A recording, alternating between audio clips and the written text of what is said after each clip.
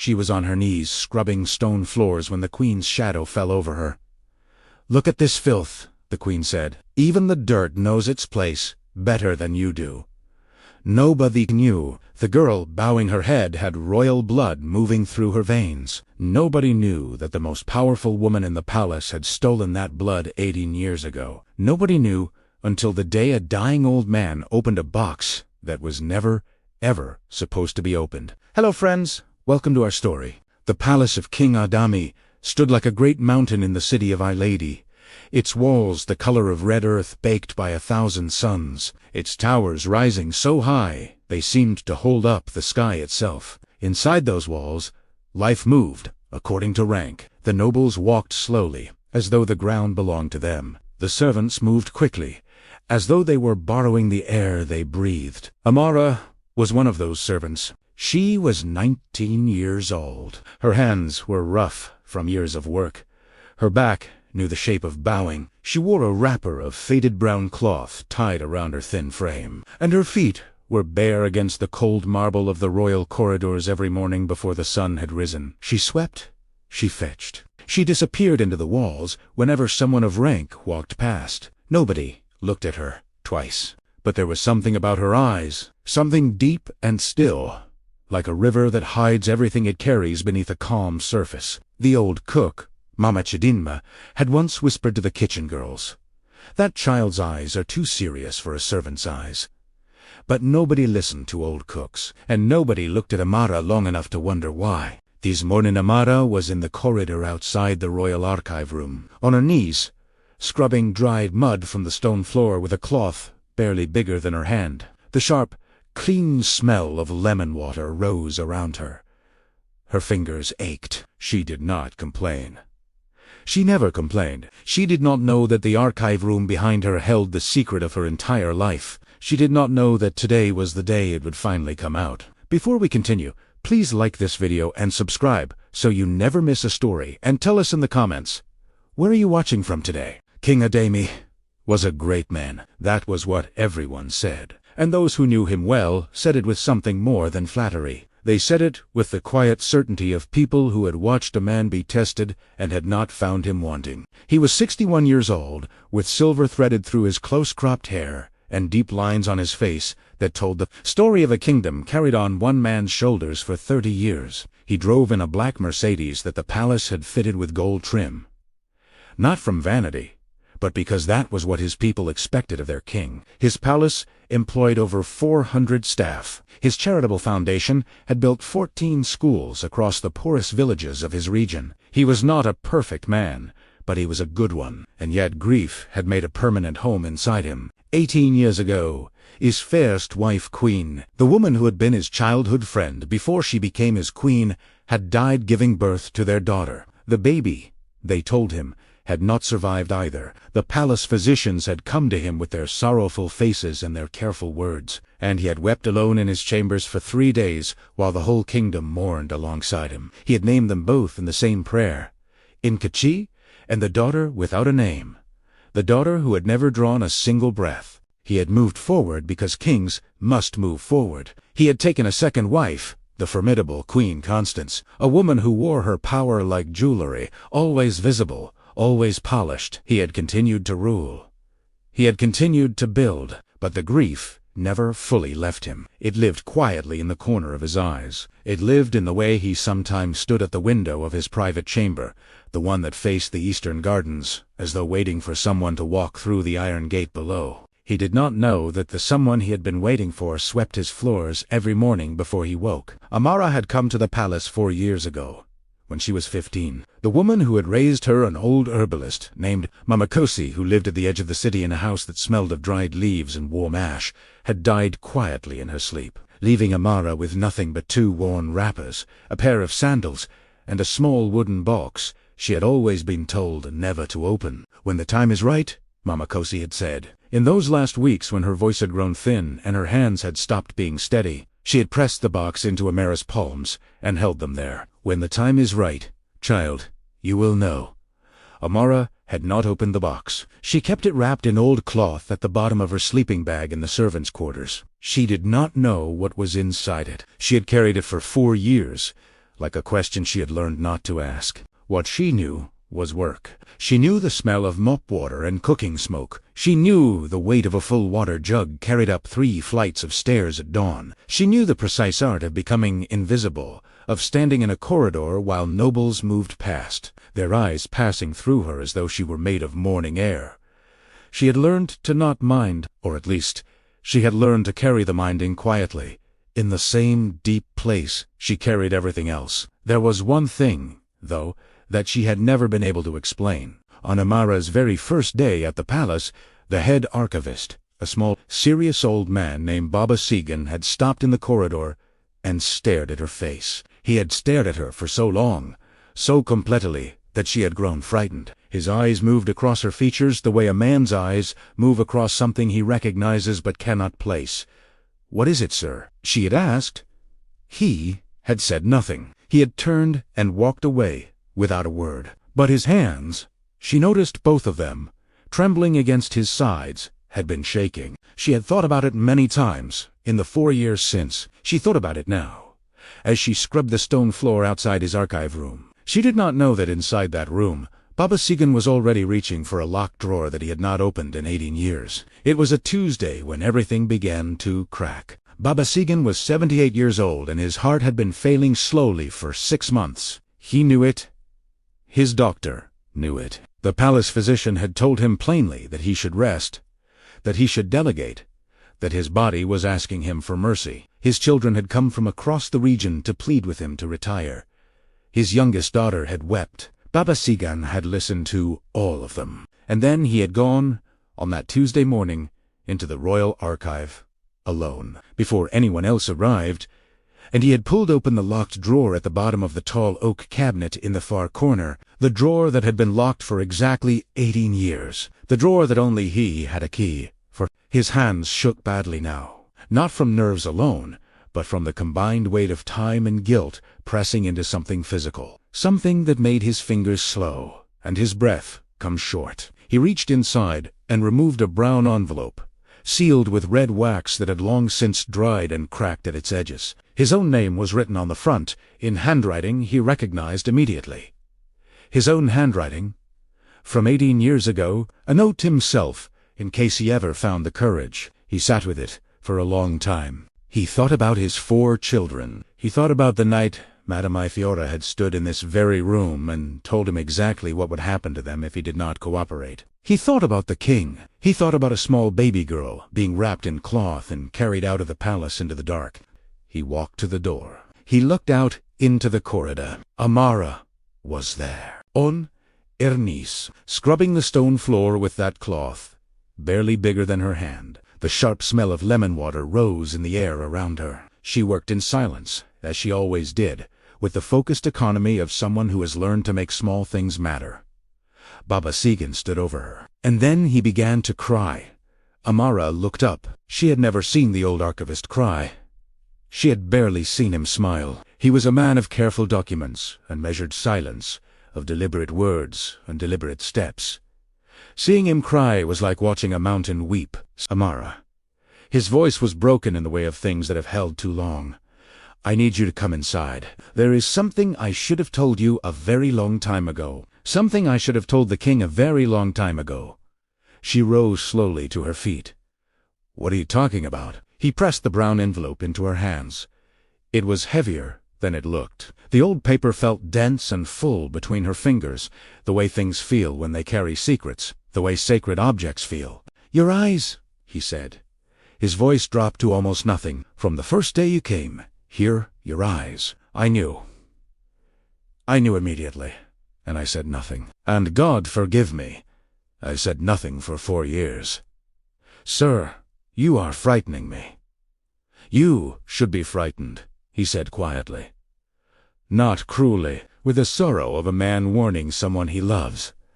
Not of me. Not of what is in that envelope. You should be frightened of what will happen when the people who buried this truth discover that it has come back to the surface." He turned and walked into the archive. Amara followed him and closed the door. She looked down at the envelope in her hands. Her name was not written on it. What was written on it, in the archivist's old, careful handwriting, was this: Princess Adana, Born, not dead. Proof enclosed. Time stopped. The world stopped. Everything stopped. Amara's fingers tightened on the envelope.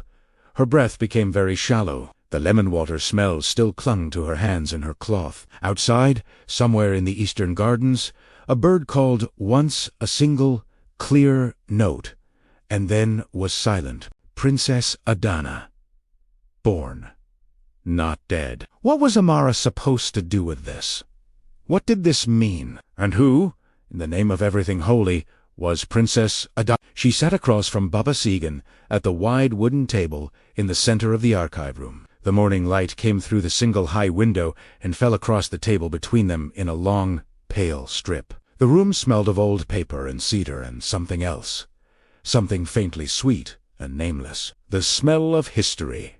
Perhaps of all the things that had been written down in this room and locked away across 3 decades of a king's reign. Baba Segan breathed slowly. His lips, she noticed, had a faint blue tinge in the morning light. She felt a surge of fear for him. Not about what he had said. Not yet, but for the man himself. "Sir, are you well enough for this?" "I will be well enough," he said.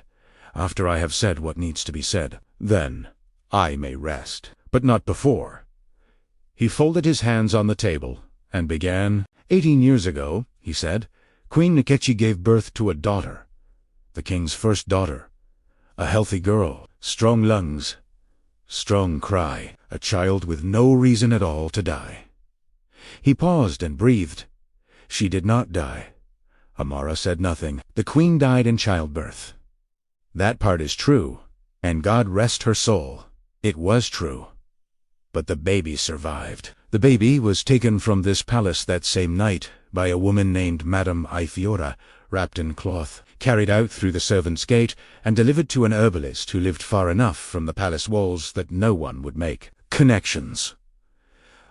The name landed in Amara's chest, like a stone dropped in deep water. Madame Ifiora. Everyone in the palace knew that name. Madame Ifiora was the head of the Royal Advisory Council, a woman of about 60 with a face like polished granite and a voice that never raised itself above a precise, controlled temperature. She had served King Ademi for 20 years. She was, to the eyes of nearly everyone in the kingdom, the second most powerful person within these palace walls. "Why?" Amara heard herself ask. The word came out very quietly. Baba Segan exhaled. Because Madame Ifiora had a plan. A long, careful plan. And a living royal daughter was not part of it. He looked at his folded hands. She wanted to control the line of succession. She wanted to be the one who decided who sat beside the king, who married into power, who inherited what was coming. A legitimate firstborn princess would have complicated everything. Inheritance, rights, marriage arrangements, the structure of power that Ifiora had spent years building for herself. So she took the baby and gave her to the herbalist Mamakosi. He stopped. Started again. She paid Mamakosi to raise the child and never speak of her origins. She paid the palace physician, a man named Dr. Afalabi, to declare the baby dead. And she paid me. His voice cracked here, and he looked down at his hands with an expression that was beyond shame. She paid me to seal the birth record, lock it away, and behave as though I had never seen it. The room was very quiet. Outside, a bird called once from the eastern gardens. The morning light shifted slowly across the table between them. "And you did," Amara said. It was not an accusation. It was simply the next fact, in a sequence of facts, stated, asu. But Baba Segan flinched, as though she had struck him across the face. "I did," he said. "I was 40 years old. I had 4 children.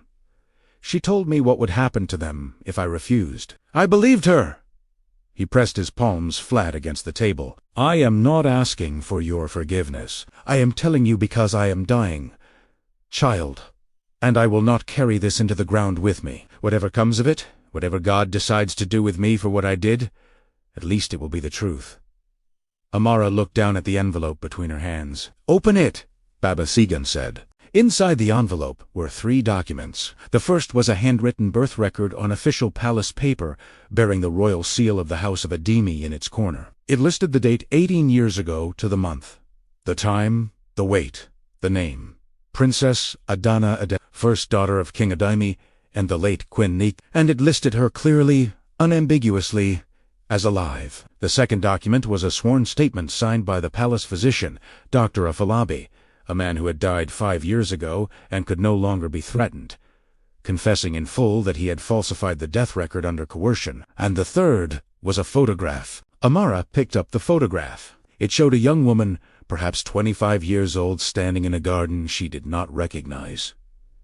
A palace garden, perhaps. The woman was beautiful in a way that was not decorative but essential, as though beauty was simply the natural result of how she carried herself. She had large, still eyes, a particular quality of stillness in her whole face. Amara's hand stilled on the photograph. She stood up from the table. She walked slowly to the small mirror mounted on the wall beside the archive shelves. The mirror Baba Sigan used to check his reflection before meetings with the king. She held the photograph beside her face. She stood very still for a long moment. The woman in the photograph was Queen Nik, and the woman in the mirror was looking at her own mother's face. The resemblance was not subtle. It was not the kind of resemblance you talked yourself into or noticed only when someone pointed it out. It was absolutely the same jaw, the same brow, the same quality of stillness in the eyes, the same way the face held its expression as though it were listening for something just beyond the room. It was like looking at herself in a different life. A life where she had not swept floors, a life where she had not been invisible, a life where her mother had survived the night she was born. "Dear God," Amara whispered. "Yes," Baba Sigan said, very quietly, from behind her. She lowered the photograph.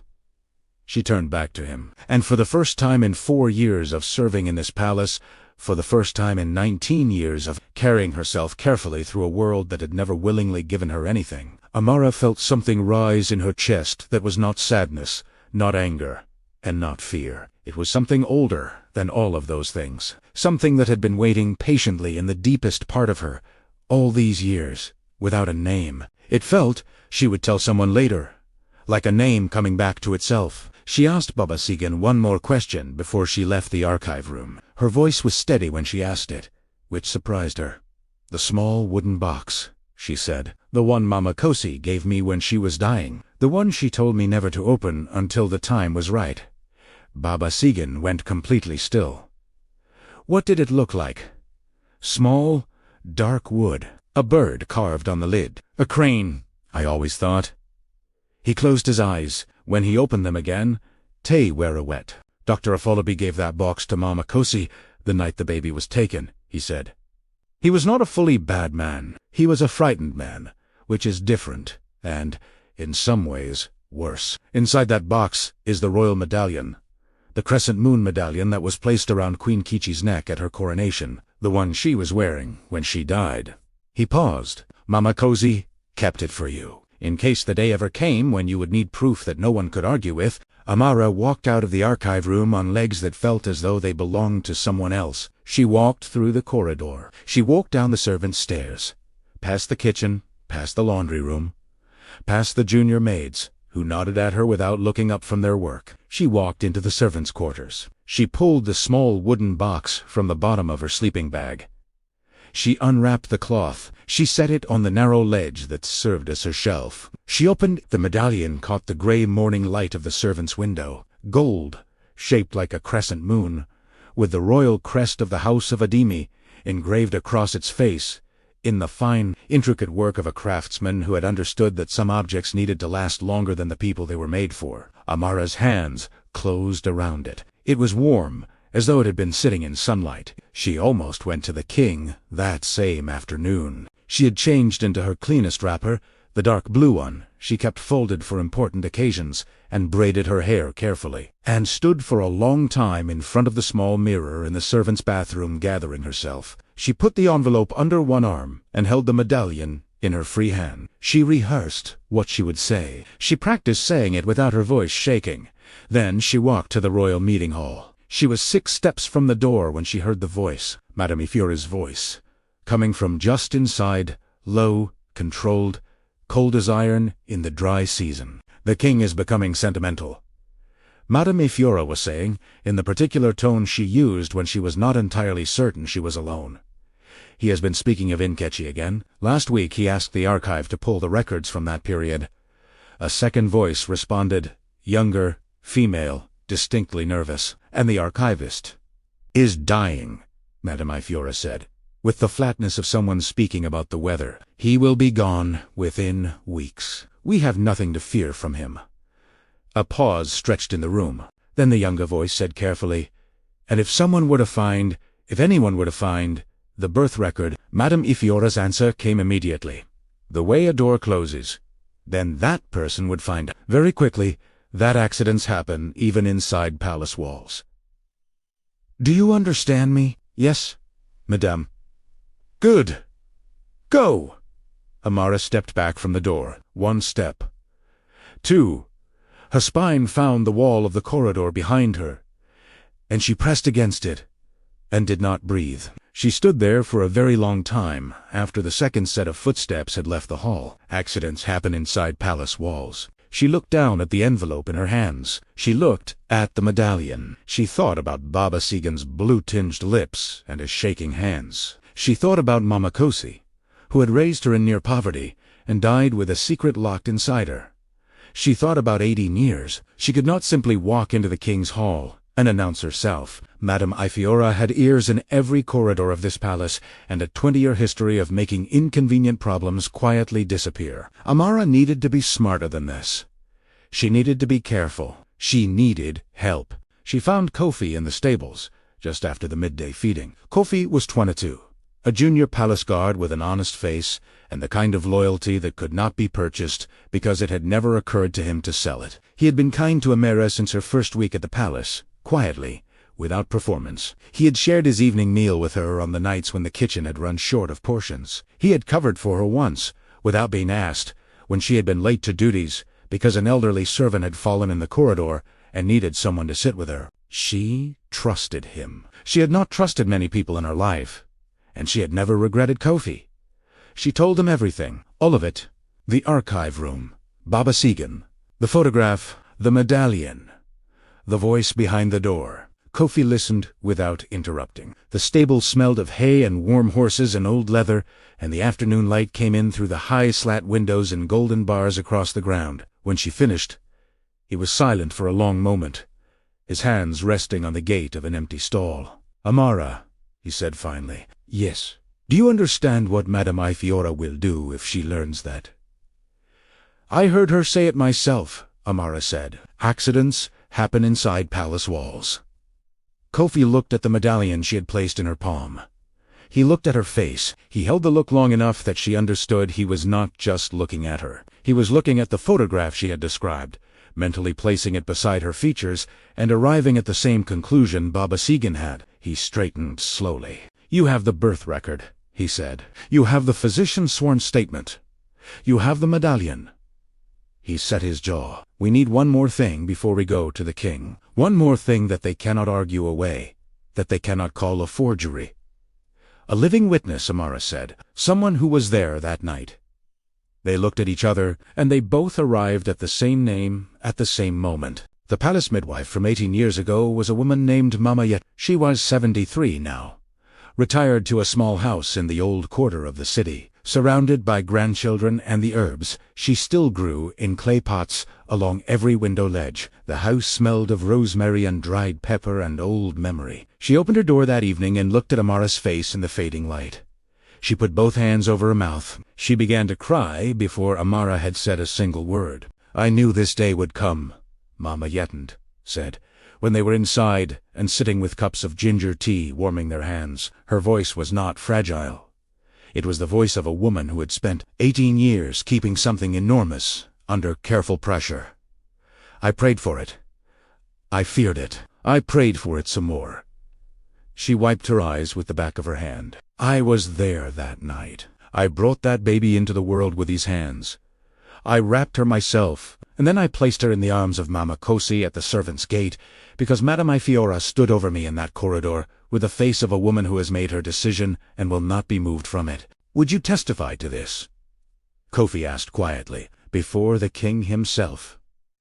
Before the Royal Advisory Council? Mama Yetand looked at Amara for a long, searching moment. She looked at her the way Baba Segan had looked at her, with that recognition that bypassed conscious thought, the recognition of the body, of the bone structure, of something passed down from a woman who had died in that same palace building 18 years ago. "I was 14 years old when I became a midwife," Mama Yetand said. "I have brought over 600 children into this world in my time.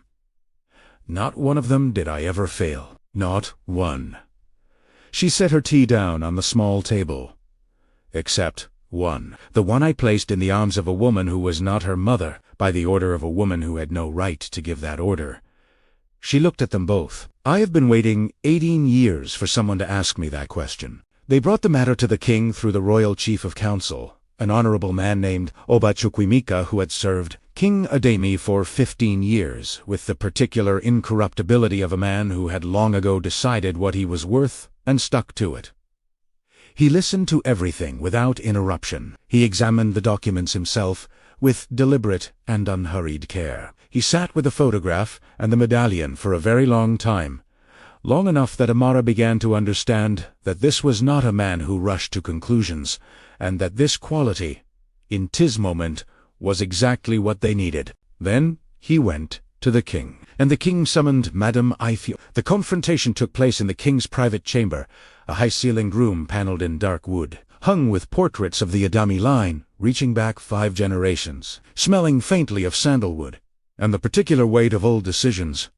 King Ademi sat at the head of his great mahogany table. Oba Chukwuemeka stood at his right. On the table lay the birth record, the physician's statement, the photograph, and the medallion, arranged with the quiet precision of evidence that does not need to announce itself. Amara stood against the wall, very still, in her dark blue wrapper. Madame Ifora entered. She was immaculate. As always, her agbada was pressed to perfection. Her silver jewelry caught the room's light. Her face wore the expression it had worn for 20 years, confident, unhurried, entirely at ease in the architecture of power. Her eyes swept the room, registered Oba Chukwuemeka, registered the table, registered the items on it, registered Amara, and for a fraction of a second, barely a fraction, her face changed. Then it was composed again. "Your Majesty," she said, bowing. King Ademi did not acknowledge the greeting. He did not look up from the table.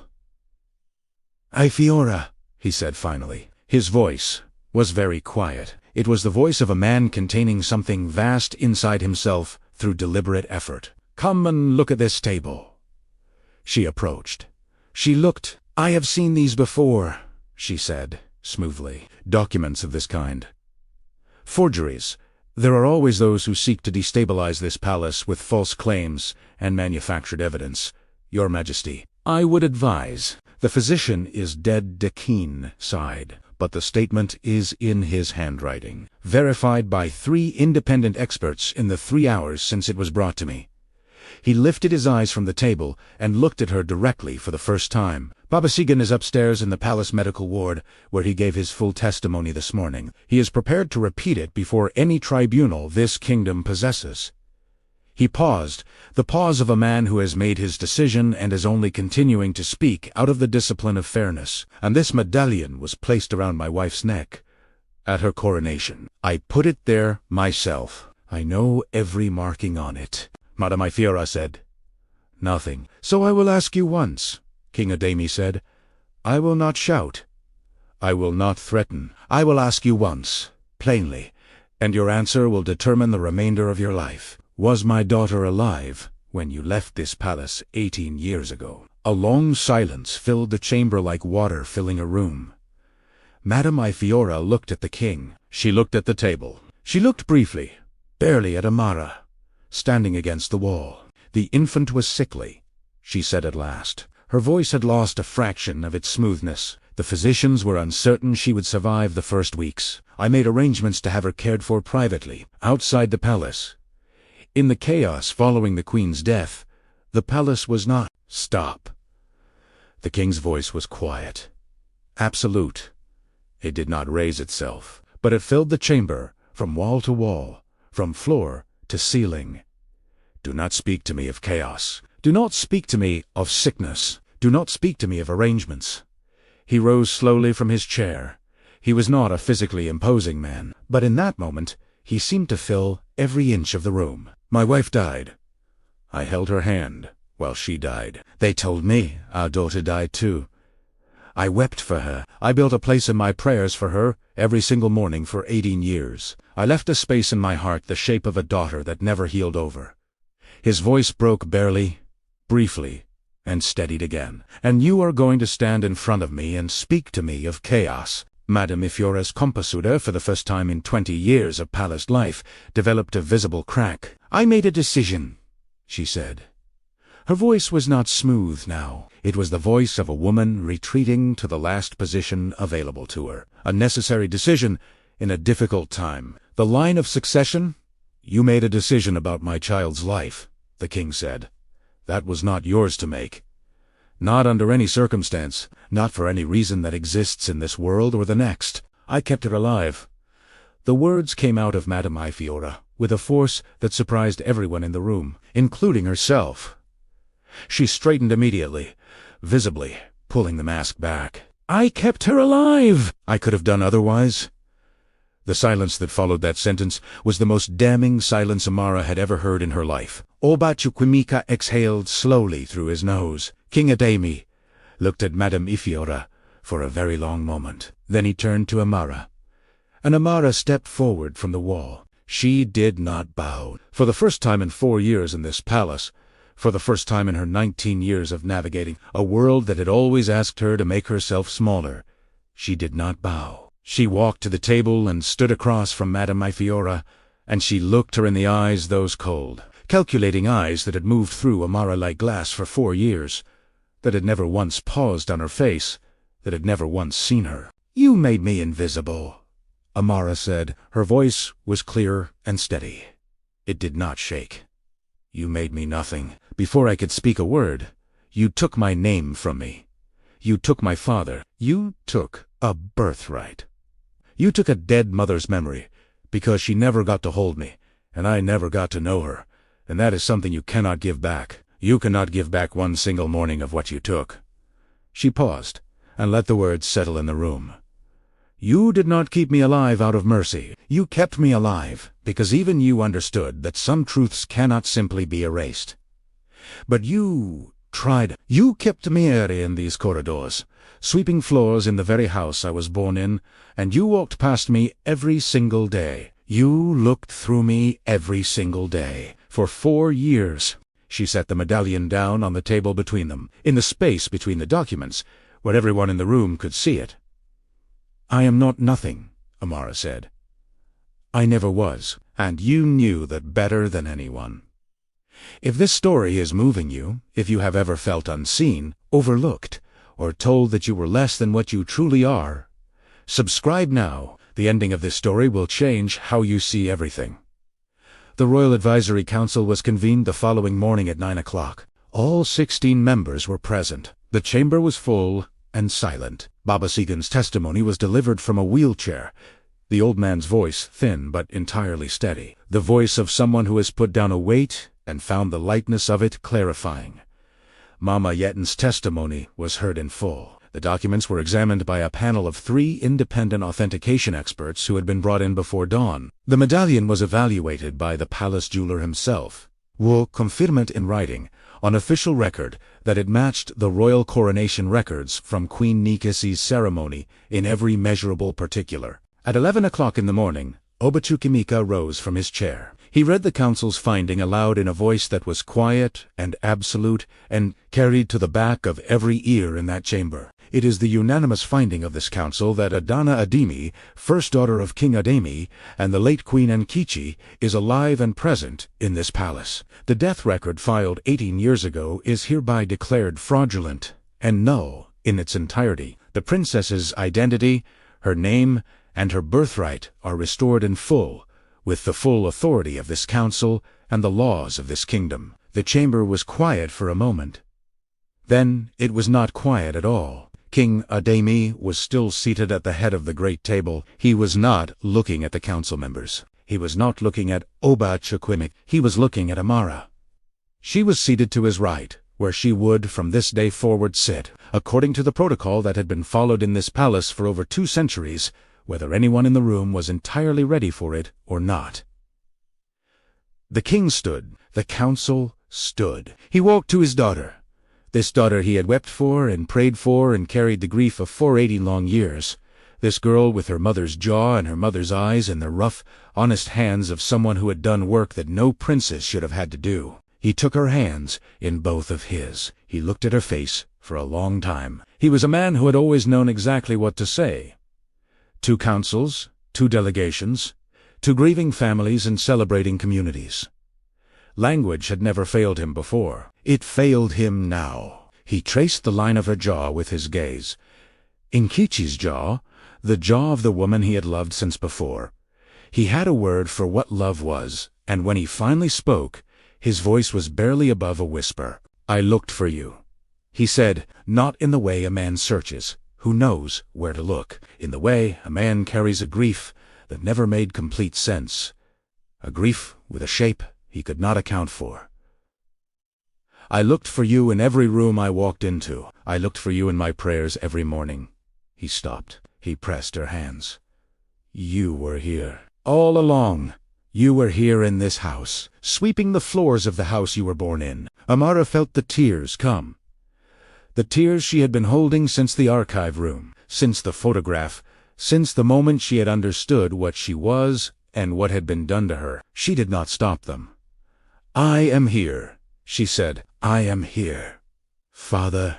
Behind them, in the chamber, someone began to clap. Then another person. Then the whole room. 16 council members, their clerks, the attendants, the guards at the door, filled with a sound that was not simply applause and was not simply weeping. It was the sound of a wrong being loudly, publicly, undeniably correct. The sound a room makes when it has waited a long time for something to be made right. Madame Ifiora was removed from the Royal Advisory Council that same day. The case was formally referred to the kingdom's judicial authority on charges of falsifying royal records, criminal conspiracy, and the unlawful deprivation of a person's civil identity spanning 18 years. She walked out of the palace between 2 guards with the same composed face she had always worn. But it was a mask now, and everyone who watched her go could see the seams where it had been put together. That afternoon, King Ademi stood in the palace courtyard before the assembled staff of the palace nobles, advisors, guards, cooks, cleaners, junior maids, all of them gathered together in the afternoon light, no rank between them. "I have governed this kingdom for 30 years, he said. "Today I have learned that justice does not always live in the places we build for it. Sometimes it lives in a servant's quarters. Sometimes it survives on nothing but quiet dignity and one old woman's refusal to throw away a wooden box." He paused and let the courtyard hold the silence for a moment. "Let every person in this kingdom hear. The truth does not die, it only waits. And it waits as long as it must." Amara stood at her father's right side. She was wearing the medallion. 6 months later, when the Harmattan winds had come and gone and the first rains of the new season began softening the red earth of Ila, the city looked much the same as it always had. But it felt entirely different, in the way a house feels different after a truth has finally been spoken aloud inside it. Amara, Princess Adana, as the kingdom now called her, though she still answered warmly to both names, had moved into the eastern wing of the palace. Her rooms were filled with morning light and smelled of fresh flowers and cedar wood, and from her window she could see the eastern gardens where her father sometimes stood at his window above. Most mornings now, they were both there at the same time. They would catch sight of each other across the courtyard and wave like 2 people who have found something they had been searching for and are still a little quietly astonished that it turned out to be real. She had insisted on 2 things in her first weeks as princess. The first was that every servant in the palace receive a properly documented employment contract, a Lebenwache, and 2 guaranteed rest days per week. The king agreed without hesitation and implemented it within a fortnight. The second was that Kofi be promoted to head of the royal guard. The king had raised one eyebrow at the youth of the choice, but he agreed to that too. Kofi carried out his new duties with the same quiet, unpurchasable loyalty that had always been his particular quality. Mama Yetant had been given a small house on the palace grounds, a proper house, with room for her grandchildren and long window ledges for her herbs. She could be found most evenings sitting on her porch with a cup of ginger tea in her hand, looking at the world with the expression of someone who has kept faith with the truth and lived long enough to see it vindicated. Baba Segan had died peacefully, 3 weeks after the council hearing. He had asked to speak with Amara alone before the end, and she had sat beside his bed for 2 quiet hours while he talked about the night of the birth, about 40 years of trying to be a good man, and the one night he had not been. When he was finished, she took his hand and held it. "I forgive you," she said. "Not for his sake alone, for her own, because forgiveness," she had come to understand, is not something you give to set the other person free. It is something you give to set yourself free. He had passed that same evening with the expression of a man who had been permitted, finally, to set down something very heavy. Madame Ifiora was tried before the full tribunal 4 months after the council hearing, and stripped of all titles, removed from every position of authority, and ordered to restitution that would take years to pay and leave her with a fraction of what she had built. She accepted the judgment without public comment. Only once during the final reading of the verdict did her composure break, and she looked then not at the judges, but at Amara, seated in the front row of the public gallery. What passed between their eyes in that moment remained private. Amara did not look away. When it was over, she walked out of the building into the afternoon light, into the warm smell of rain approaching from the east, and she breathed the air of a city that knew her name. As for the king, those who loved him noticed, long before he did himself, that something in him had been restored. He laughed more easily. He paused less often at the window facing the eastern gardens. He commissioned a large, beautiful portrait of Queen Nika, which now hung in the main corridor of the palace, so that every person who passed could see her face and know her name and understand the kind of love that does not stop simply because one person does. On a rainy Thursday morning, 6 months into her new life, Princess Adana stood before that portrait for a long time. She looked at her mother's face. She looked at her mother's eyes, her own eyes, looking back at her from across 18 years and one irreversible night. She reached up and touched the frame. "Hello," she said softly. "I found you, and I think, somehow, you were always here." She lowered her hand. She walked back down the long corridor, not quickly, the way servants walk, not slowly, the way nobles walk, but at her own pace, in her own time, carrying herself exactly as she was, found, restored, and entirely herself. And the truth of Amara's story, which is the truth of every buried thing in every corner of this world, is simply tisk. You cannot make royalty invisible forever. You can only delay the day it stands in the light. Thank you for joining us for this story. Subscribe and click the bell so you never miss a story. Watch our next story right here, because the best stories are the ones that remind us who we truly are.